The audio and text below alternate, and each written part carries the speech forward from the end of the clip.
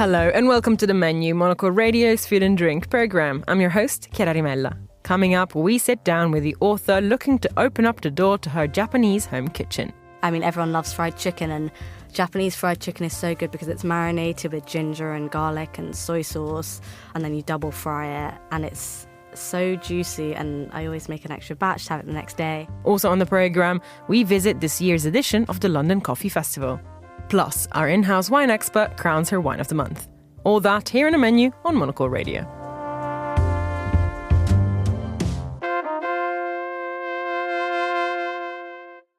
Many of us love to head to Japanese restaurants, from sushi parlours to purveyors of multi-course kaiseki feasts. The experience of dining out, particularly in Japan, cannot quite be replicated in our own kitchens, but that doesn't mean that the flavours of some Japanese staples cannot be achieved in a more homely setting.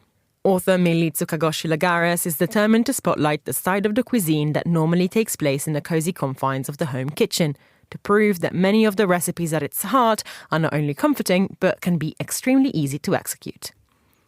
Having lived for much of her life in London, she recently relocated to Tokyo, and there, the physical limitations of inhabiting a small flat inspired her to streamline her cooking even more, but without sacrificing its deliciousness. Her book, Umai, Recipes from a Japanese Home Kitchen, is an ode to that approach. Earlier, she joined me in the studio and I started by asking her what the word in the book's title means. I think umai feels a bit more informal. It's like when you're eating at home with your family So when I first moved to Japan, I was planning to move to Tokyo, but obviously had to find a flat. So I was living in Yokosuka, which is an hour south by the beach. And I lived with this group of boys. So it was very informal all the time. And obviously I was cooking for the book. So every night I'd be making everyone dinner. And umai is just, you'd say it with your friends and people you're close to. I wouldn't necessarily say it in a restaurant. You know, if you're going to some amazing omakase sushi, you probably wouldn't say umai. But I just wanted the book, kind of one of the main themes was making it accessible and just like feeling easy to read and easy to cook. And I don't know, I thought oishi just felt a bit like everyone's heard that before. Wanted to bring something new to the table. Yeah. Well, you certainly do bring something new to the table in your approach to the presentation and cooking of these things. I suppose what I think is really interesting about the accessibility of this book is not only, I suppose, dispelling the myth of how difficult cooking Japanese food really is, but there's a real practical component to the size of your kitchen. You know, we're talking about cooking from a Japanese home kitchen, and it's quite specific. It's a Japanese home kitchen. It's not just any kitchen. So can you please tell us about your kitchen in Tokyo and how it actually shaped these recipes? Yeah, I live alone in Tokyo. So essentially the book's broke up into 4 different chapters, and the first chapter is very based on home cooking for 1 or maybe 2. I mean, I think everyone knows Japanese flats are absolutely tiny. I live in a studio, so it's like my bed, 5 steps, kitchen, wall, and that's it. But I mean, I was kind of almost lucky enough to have 2 gas stoves, and I've got a fish grill underneath. I've got about 15 centimetres area to chop and prepare and do everything in a sink. So just having things that weren't too complicated. And like you said, I think a lot of Japanese food can be thought of as complicated or really like hard to get right, and things are plated so beautifully. And home cooking is actually just about having like big dishes to share, or you know, whenever I go to people's houses in Japan, or what I was brought up on is having like 5 different dishes at dinner. So you'll have a pickled element, you'll have a stewed element, a kind of main meat or fish element, some veg. It's kind of all about colour and lots of different things. So, you know, I'll make pickles at the beginning of the week, then they're in my fridge. And veg side dishes can be as simple as blanching spinach or broccoli and then putting katsuobushi, which is fish flakes, and soy sauce. Like, not every single recipe. Actually, quite a lot of them, I would say, are under 10 ingredients and pretty easy to do. Also, whether you're in Japan or whether you're in England or America or Europe, I wanted to make sure that everyone could get these ingredients and make these things. And I mean, I mentioned in the book, but I don't have a rice cooker because I don't have space. So you can just use a pot to make rice. And it doesn't really require many gadgets. It's like if you have a chopping board and a good knife and one good pot or pan, you're kind of sorted for the whole book. I think that's amazing. But also, as you say, we're all very familiar with these flavours if we do eat out at Japanese restaurants. But Very infrequently have I felt like I was able to replicate them at home. As you say, there is a bit of a barrier in terms of feeling like you can be able to achieve those things. Why do you think that is specifically to Japanese cooking as opposed to perhaps other cuisines where something has filtered through and some of the cupboard essentials have made their way into pantries worldwide, while there's still like an element of like foreignness to mirin, for example, or these staples that actually, when you go through your book, come up time and time again, and you realise that they really are the building blocks of this cuisine. I think, well, for example, in London, a lot of the Japanese restaurants end up being quite fancy to an extent, and it's an occasion restaurant that you go to have sushi or sashimi, and like really there's only 5 or 10 I can think of at the top of my head compared to like a million Italian restaurants, different regional cuisines. So I think that is kind of what makes it feel more foreign maybe and harder to do. And especially with the ingredients, apart from if you go to Japan Center or Longdan or another Asian supermarket, they've only kind of started going to supermarkets like Sainsbury's or Waitrose in the past few years, being able to get mirin that's supermarket owned brand but I mean, like you said, it's kind of, as long as you have mirin, sake, which also can be subbed with just another alcohol. It's a lot less flavourless than wine, but you can use like a clear alcohol, and soy sauce. As long as you have them, they're really the building blocks of a lot of Japanese food. I guess going to a Japanese restaurant, you end up ordering things like raw fish, which is a bit harder to get, and you know, you wouldn't normally have it in your fridge in comparison to Japan, where I can just pop to a supermarket and get like amazing raw tuna and have that for a 5-minute meal for lunch, which is a complete luxury, obviously. But that's why I wanted to make a lot of the book focus on like meat and veg and cooking, rather than just like slice some raw fish and serve it on a platter. I'm aware that's not what most people would do. You know, for entertaining, I understand it, but for like a daily lunch or daily dinner for your family or for your friends or housemates, people probably just want to cook something quite easy that takes less than half an hour and tastes different to what they're used to, or flavour profiles that are maybe similar they've had in restaurants but haven't put 2 and 2 together to have been able to just make it at home. There's obviously a real sense of kind of familiarity to these dishes, plenty of memories that you kind of pepper through each recipe. I wonder, though, how much has your understanding of Japanese food also changed since moving to Tokyo? Because obviously you grew up with it and you visited a lot growing up, but what about when you actually put down roots there yourself? I think, I mean, a lot of the book, I would say, like my mum and my family in Japan are massive inspiration for it. Home cooking was a massive thing in my family anyway, so we've always loved food. And I guess, going there for a holiday for a month a year, growing up as a kid, you're like eating at these restaurants and my grandma's cooking for me. And it's lovely. But then, once you're moving there, I'm actually cooking all the time. So I actually prefer cooking at home in Japan than in England. I love being able to see different kinds of ingredients. I also think, weirdly, cookbooks aren't a big thing in Japan, but cooking magazines for housewives are. So I love looking through them. And it's always so inspiring, and they find new ways to cook different like proteins or vegetables, and a lot of things nowadays are actually influenced from European cooking. So there's quite a lot of Italian Japanese fusion, which you'll see in these magazines or you'll see on these cooking shows on TV or in restaurants. And I think 10 years ago or 15 years ago that wasn't really as big of a kind of popular cuisine in Japan, whereas now some of my favourite restaurants, in Tokyo and beyond are Italian or Italian Japanese.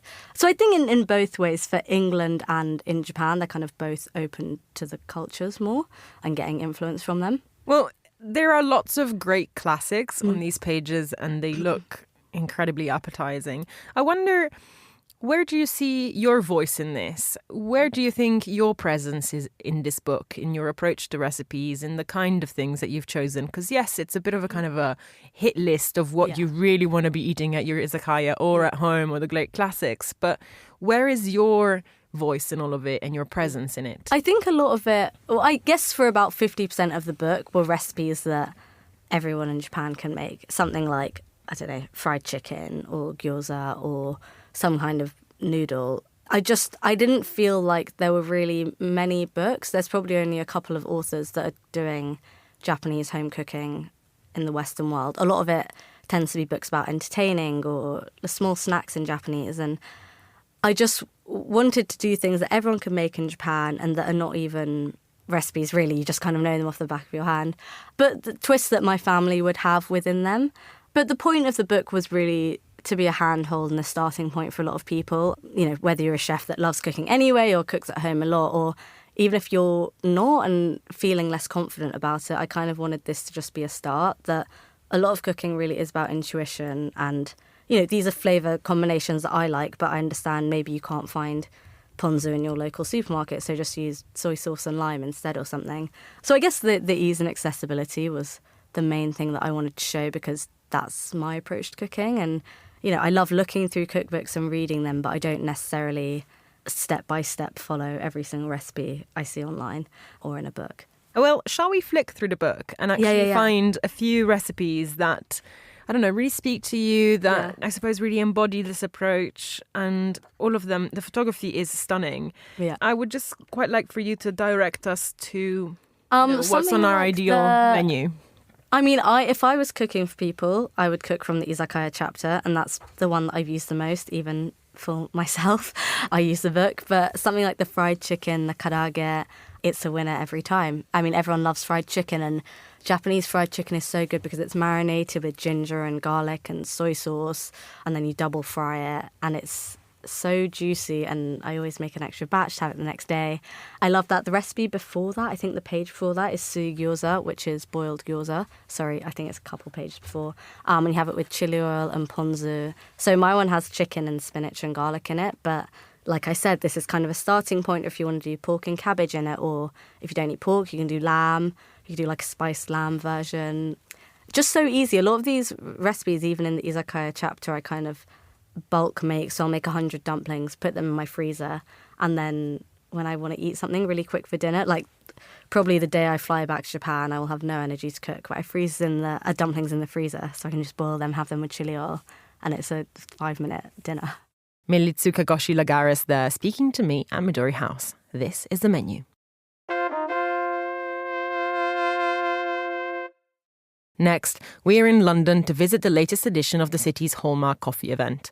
Every year since 2011, London Coffee Festival has brought together baristas and enthusiasts, but this edition, earlier this month, had a few newcomers to the roster, namely the China Village, dedicated to exploring the country's emerging coffee market and new technologies, as well as the inaugural set of LCF awards, crowning the city's best sustainable, new or independent cafe of the year. Contributor Twiggy Young, a trained barista herself, headed to the festival to find out more about what's shaping the present and future of the industry. I'm here at the Truman Brewery, where the annual London Coffee Festival is held. It's a lovely touch to have this vibrant, dynamic event held in what was once London's largest brewery. Yeah, something like that. Yeah. Have we got it right? Yes, we are! Amazing! I just came out from the crowd watching the latte art showcase, which was quite a quirky one. An audience member would pick a card and describe its image without actually naming the objects, and the baristas had to rely on that description to create their latte art designs from imagination. The event spans 4 days, with booths spread across every floor, featuring artisan coffee brands, roasters, coffee shop operators from both international and local scenes. Coffees are brewed on the spot, filling the space with rich, aromatic notes. There are also brewing workshops lined up. In fact, there's one happening right now upstairs. What's more, thought-provoking talks to inspire the industry. A pre-Brexit, 2015, flat white, at £3. If you wanted to make the same profit in 2024 when he did this, you needed to charge £5. So we're already behind. People have been making less money in cafes over the last 10 years. The price rises haven't kept up with what they need to be for a coffee shop to make a profit. Ah, yes. Pricey London coffees. I'm sure it's on everyone's mind now. Speaking on the stage was Maxwell Dashwood, a coffee expert and the author of The Business of Specialty Coffee. During the Q&A session, I asked him whether he thinks that the role of baristas will diminish. In answer to your question, you will see a lot of automation, absolutely, and there'll be less and less traditional barista roles. but the barista roles that do exist will be more skilled and more knowledge-driven. So I think the barista role will change for two reasons. The onset of automation, but also as we learn more about coffee, the barista won't need to do as much of the fiddling around with coffee. They'll need to be more knowledgeable about the subject. What I would say there, though, is most cafes are not specialist businesses. They've just got a house coffee and they smash out flat whites. So there's actually not that many businesses where you need a knowledgeable sommelier type barista. So on balance, I would say the role of the barista will diminish. The festival might be over a decade old, but that doesn't mean there aren't any new launches. Making its debut this year is the London Coffee Festival Award, with categories that recognize cafes' overall offering, shop designs, sustainability efforts, community involvement, and more. And in front of me, it's another newcomer, Meet China. It's basically a section of Chinese coffee booths, but what makes it stand out is that it's actually a reduced version of China's annual coffee festival in Shanghai. Chinese coffee beans. It might sound bewildering at first, but in fact, the country has started growing coffee for over 30 years. Yu Fanwu is the director of Yundian Coffee Bean, a trader sourcing coffee beans from Yunnan province to the UK.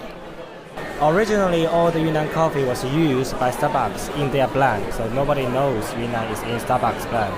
Another reason why Yunnan coffee was not famous, the internal demand of coffee in China is huge. Hence, not many Yunnan coffee beans has been exported. They have been consumed internally in China. But recently, things changed a little bit because Yunnan coffee industry or the association, they realize that we need to make our region to stand in the world stage so that we know what to catch up with other production areas such as Ethiopia, Kenya, Peru, Colombia. And also we try to bring the technique from abroad to Yunnan, trying to improve also the plantation techniques, process techniques, trying to improve the flavor of it. I think it is now the time we have a good result, can be shown worldwide. Hence why recently you see Chinese coffee emerge in the world coffee industry. Yes, using Yunnan coffee as a specialty coffee beverage is indeed an emerging trend here. But why this region and not other areas of China? There's a coffee belt on the earth, the latitude. Like Colombia, Panama, Peru, Kenya, Ethiopia, they are all landed in the coffee belt. Yunnan landed in the coffee belt as well. That means the coffee grown in the coffee belt tend to have good results.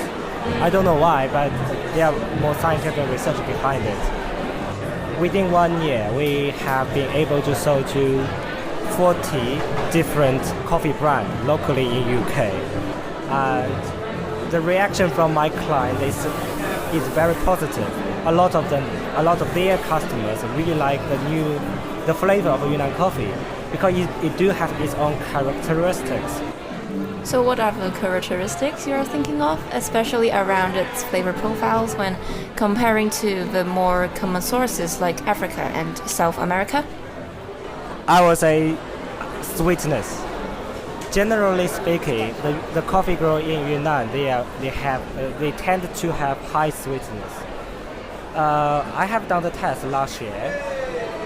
In the coffee cherry grown in Yunnan last year has reached to the peak sugar level of 36%. That is almost like an apple. So Yunnan coffee bean tends to have more sweetness, no matter what the varietals being planted there. And that's that. I'll leave the building not long before bedtime, fully caffeinated. We'll see what's in store for the coffee enthusiasts at next year's London Coffee Festival. For Monocle in London, I'm Twiggy Young. Thanks, Twiggy. This is the menu. And finally, it's the last Friday of May, so that can only mean one thing. It's time to crown our wine of the month. Helping us do just that, it's Monocle sub-editor and in-house wine expert Chloe Lake. This week, we're trying a sparkling red, specifically Terraquila Falco Rubens col Fondo Lambrusco dell'Emilia 2019.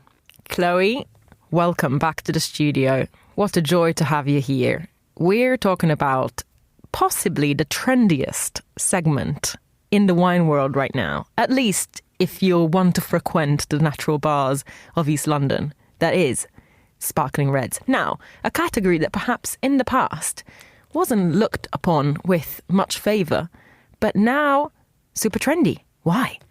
Yeah, absolutely. In the UK, it's trendy at the moment, but I think when people look at a glass of sparkling red, they kind of associate that with, I guess, past preconceptions about it being very fruity, that kind of Lambrusco that's exported from Italy that, I don't know, you'd pick up for very cheap and enjoy at a picnic, which is great, but maybe not always associated with the best quality. But I think in recent years, as you say, that has changed a lot, and red sparkling is really coming into natural wine bars a lot more now.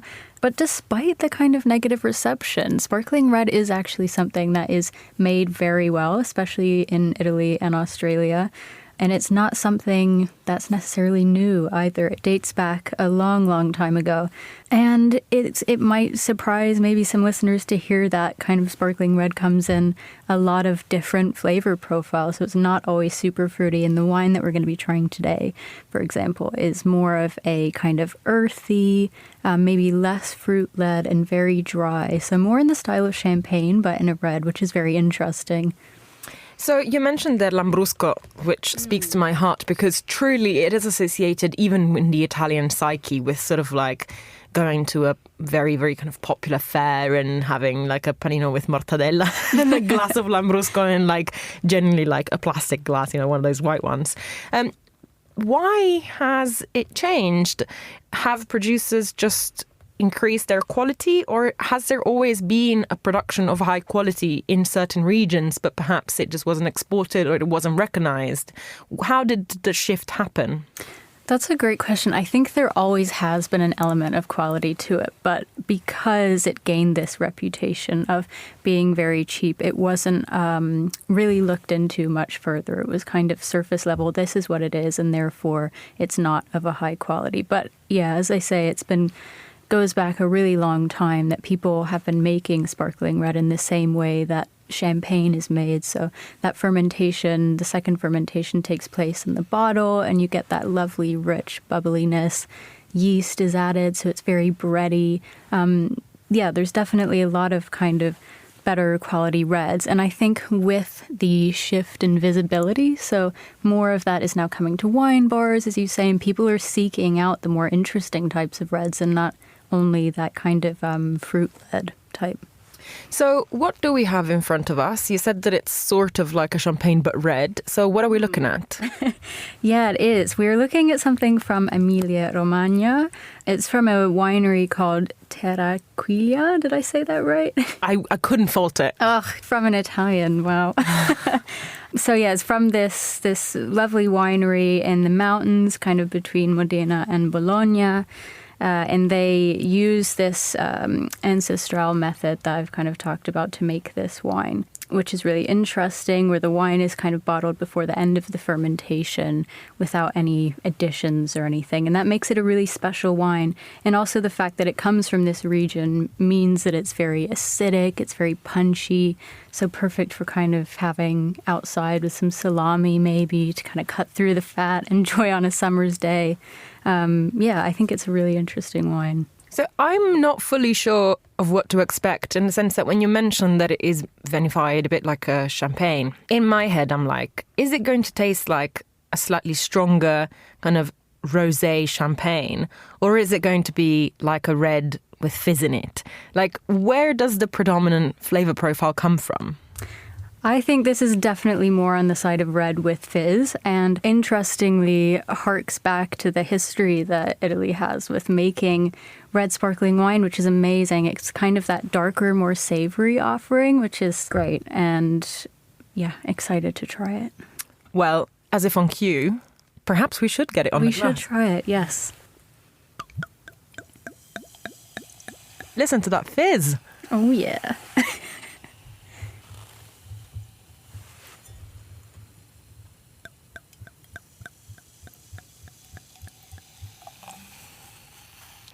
It's almost like Coca-Cola. Yeah.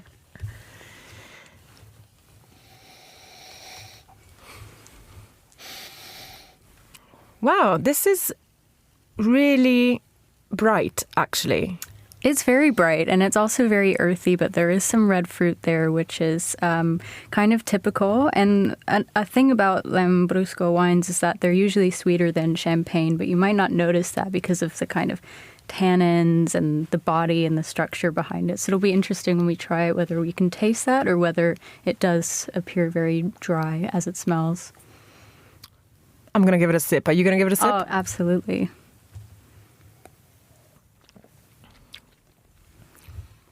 Wow. I like that a lot. It's, I'm gonna go out on a limb here. A little bit bitter. I think it is, yeah. And as I say, that's kind of characteristic of the area that it comes from. Super acidic wines, very dry and very yeasty, I think, on the palate. And I think that being mixed with the sort of red flavor is what gives it that little hint of bitterness almost. It's that bready feeling in your mouth. So what can you tell us about the terroir? What is Emilia-Romagna like as a wine-producing region? Well, it's very elevated. So you've got the mountains, so nice and cool, which is in the same way that maybe champagne is produced. It retains a lot of that acidity when the grapes are growing, so they don't ripen super quickly. And therefore, they have a longer life, and that's kind of evident in the wine that is produced. And it's also clay soils. So that means these vines, as they are really kind of fighting to hang on for survival. And that's really evident in this because you get a lot of flavor and you can smell so many different things. And that's because it's coming from this amazing place where the vines are almost being starved of what they need. But you can taste that in the resulting wine, which is great. So I'm biased, but when I drink this, it just immediately brings me to the Sagre of Italy. I don't know if you've ever been to a Sagra, but it's this wonderful celebration normally of one specific ingredient. So you'll have like a Sagra of the olive or of the sausage or of the whatever, and you go and there's so many stands just selling all of this stuff, and everyone's just walking around with their reusable glass, like having it filled at every corner. So in my head, I'm at the Sagra of the porchetta or at the Sagra of the sausage, and I'm just waiting to have my glass filled and refilled with this because it's so easy to drink, isn't it? It's so easy to drink, and I think that's why I love red sparkling wine, because no matter if it's sweet, no matter if it's dry, I think it's so easily digestible. Yeah, you can have it with anything. This to me is just screaming salami. I just want to sit outside and kind of have a little charcuterie board and my red sparkling in the sun. Well, what screams summer more than salami, let's be honest. Absolutely. I've always said that. And to that, cheers, Chloe. Thank you. Cheers. Thanks, Chloe. And that's all for this edition of The Menu. Remember that we are back with a new episode again on Friday at 2000 London time. That's at midday in San Francisco. Also, don't forget to tune to our spin-off show Food Neighborhood for a tour of some of the world's tastiest destinations. I am Chiara Rimella. This program was produced by Monica Lillis, and our sound engineers were Flynn Simons and Elliot Greenfield. Thanks for listening, and until next week.